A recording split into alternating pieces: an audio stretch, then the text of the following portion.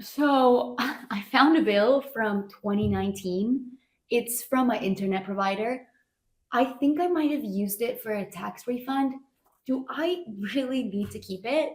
Or can I finally maybe just let go of all of this? I really don't know. The problem with decluttering isn't just that we're lazy or don't have time, although that's part of it. It's that the moment you actually start cleaning out your drawers, you hit the same question over and over again. Do I need to keep this paper or can I just scan it and throw it away?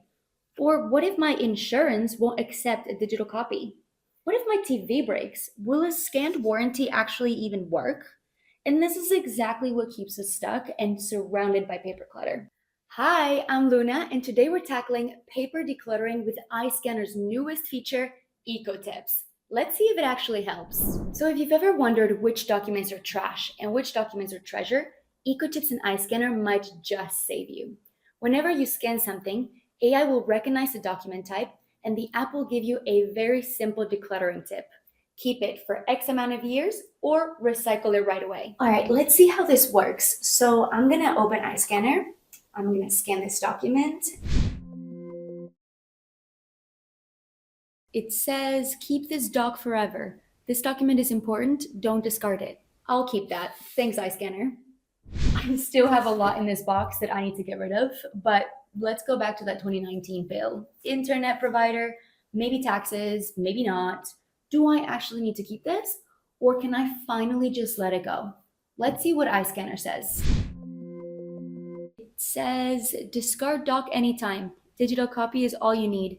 Great. You can go away now. Okay, let's see what else iScanner can help us with. So how does this actually work? Basically, when you scan a document, iScanner's AI recognizes what type of document it is and then gives you guidance based on general US record-keeping recommendations. Let's try one more.